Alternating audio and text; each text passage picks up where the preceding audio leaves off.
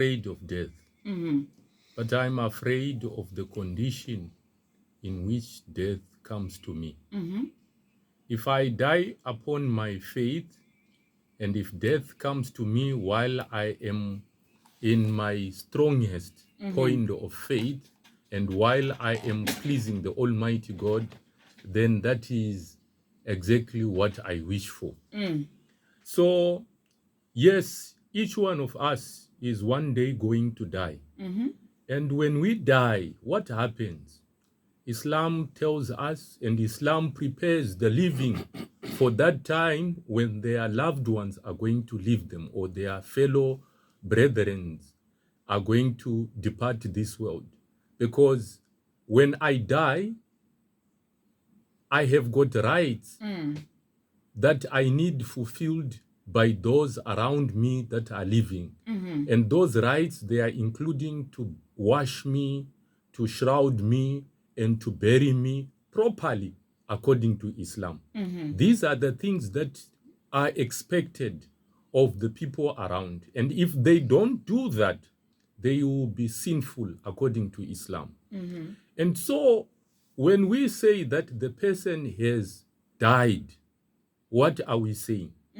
So when a person has died, it is when the soul has been separated from the body. And we die twice. There is a death that always occurs every day to each one of us. That is the death when we are sleeping. But it is known as a minor death. That is sleep. In Arabic, the word that is used, Allahu yatawafakum. Allah is the one who causes you to die at the time of your sleep. So when we are sleeping, we are referred to as being dead. And also the second death, which is the major death, is the one that happens when our soul is not going to return back again to our bodies. The first one, it is said that that time when we are sleeping, we are dead. Why we are dead? Because our bodies and our souls are separated. So the question is, where are our souls at that time when we are sleeping? Our souls, do you know what happens when we are sleeping? Our souls become unlimited in terms of time and space. They are able to traverse the world and go to places and spaces that we are otherwise unable to go when we are alive. And there is a question which is often asked, that can the dead souls, or the souls of the dead, meet the souls of those that are living? Yes, it can happen during our sleep.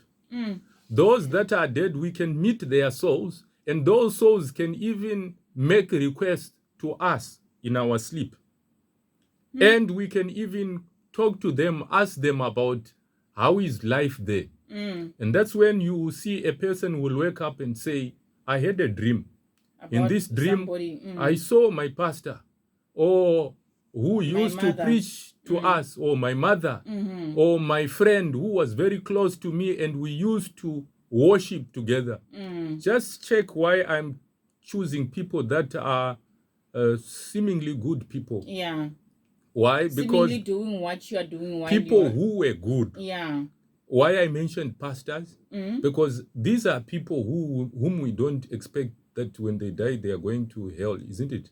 So they are good people, people who are obeying the word of the Almighty God. Why I'm not mentioning the evil people? Because the evil people, their souls, they are captured somewhere where they are worried and they are busy with torment.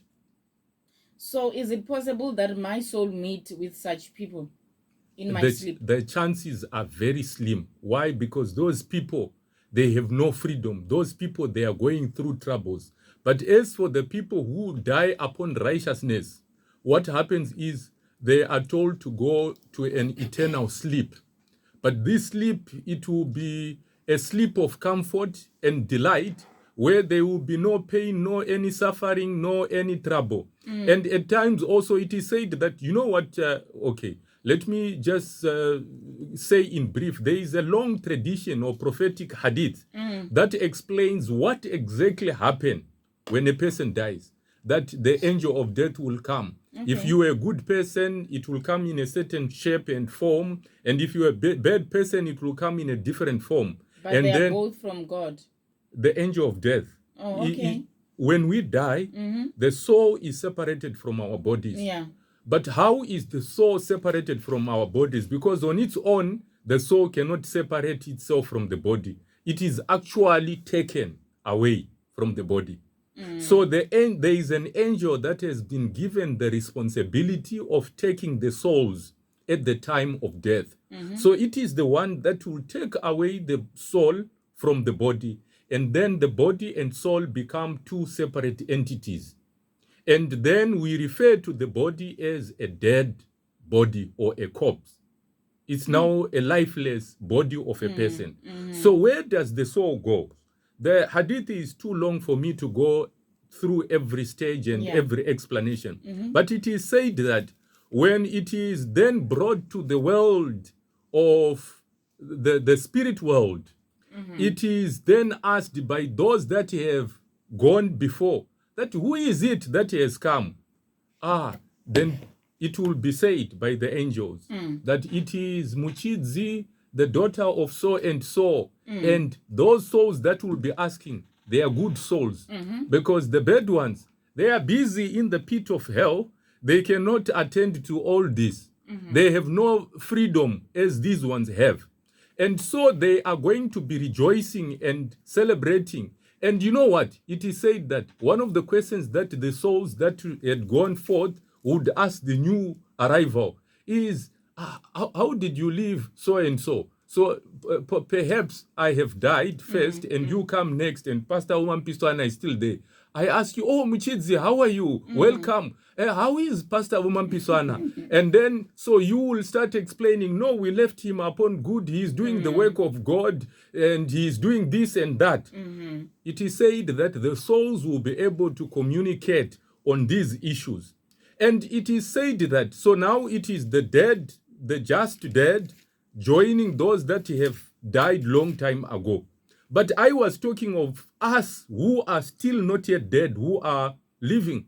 That what about a time when we are sleeping? Our souls again are given an opportunity to meet and interact with those that have actually died. Why? Because our condition becomes the same. We are all dead. The difference is these are permanently dead and we are temporarily dead. Then there is communication. It is said that the scholars, they go on to explain that it is at such a time that you may have been sleeping, you had this dream. This dream of yours is actually an interaction with the souls of the departed. Okay. And you can have someone saying, let's say my teacher, my spiritual teacher is telling me, you know, I passed on, but I was owing so and so. Can you please settle this debt for me? Because in Islam, settling of debts is something that is very important, that it carries a strict punishment. Yeah. So if, let's say, your parent or relative dies, one of the responsibilities that we have is to make sure that we find out that is there anyone whom they are owing, so that we can settle that. Okay. Even when we bury our dead, we ask these questions. So in the interaction with the souls, they can ask us to settle their debts. Yeah. They can ask us about certain things, or somebody to say that how is so and so. Please tell him to do A, B, C, D.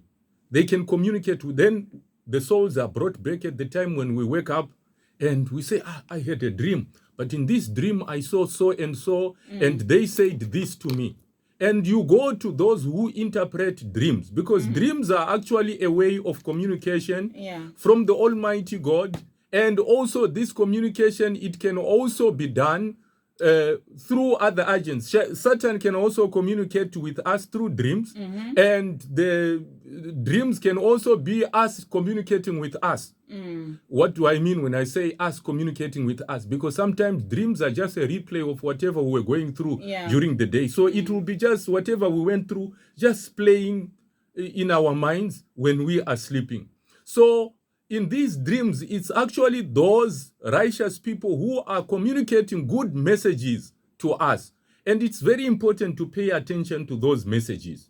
And dreams, I don't want to dwell too much on dreams, but it then sometimes forces us to explain something once we touch on these issues. The dreams are three types of dreams according to Islam. One is good dream and bad dream. One good is from the Almighty God, and bad is from the devil. Now, so we are saying our point is the souls of the living and those of the dead can interact. Yes. And now going back to our main focus of the day, which is what happens after we have died. Yeah. Now forget about us sleeping. This person has been dead now and is buried. What is expected of us? To bathe the body, to shroud the body, and to bury the body, and to pray for the body, before we bury, and then we bury that person. If we don't do these things, they are the rights of the deceased, will be sinful according to Islam. Now that person has died, is there anything that we are expected to do as the living for that dead? The prophetic tradition tells us that idha mata ibn Adam, that when the son of Adam, human beings, when we die, dies, when a human being dies, inqata anhu amaluhu illa min thalath. All their actions are cut off except three. Okay. So which means that I cannot continue growing in terms of my station with the Almighty God by doing good deeds, because I'm dead. I can't do any good deeds. I can't pray. I can't fast. I can't give charity. I can't do any other good things. But it is said, illa min thalat, except from three things. Three things is an endowment, a charity that you left behind. Probably you drilled a borehole and people are drinking from that water. Probably you built a church, and after you died, people are congregating in that mosque, in that masjid or that building, and they are praying. Or you wrote any beneficial religious books or any beneficial books which people continue to benefit from. So you continue getting rewards even though you are dead. It also said that waladun salih yad'u lahu, a pious child who prays for that person. So the prayers that we do as the living for our deceased, especially our parents, they continue to benefit them even long after they are dead.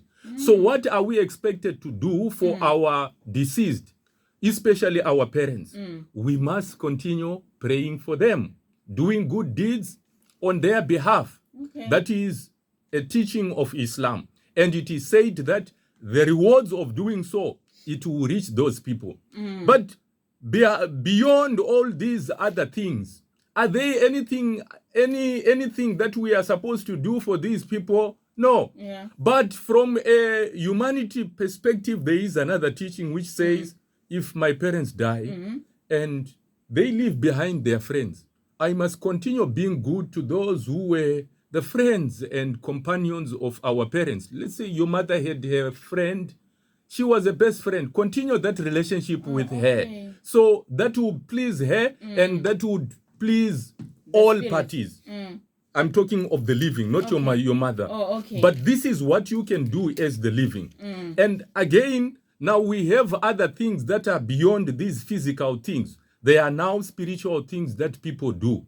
What are those things? Some people believe that when a person dies, the spirit is hovering around, wandering aimlessly. And it must be brought back into the family so that it can become a watcher over the family. So you have to do certain rituals. In Islam, there is nothing like that. Okay. We don't believe that the souls of the departed can become the watchers over the living. Their interaction with us is gone. Their place in this world is gone. Our communication is limited. As to what I have already mentioned, that there can be that interaction in our dreams, or we can pray for them, we benefit them in that way. And secondly, there are people who have got some beliefs. Now, the question is, what happens to the soul after it's dead? Where is it going? Where are the dead now? Like my father, my mother, my grandparents, they are dead. Where are they now? In Islam, they are in a world which is known as the barzakh. Barzakh is the waiting period where the souls of the dead are put. And it is the world wherein the good souls are in good comfort, in delight, and they are sleeping, resting peacefully.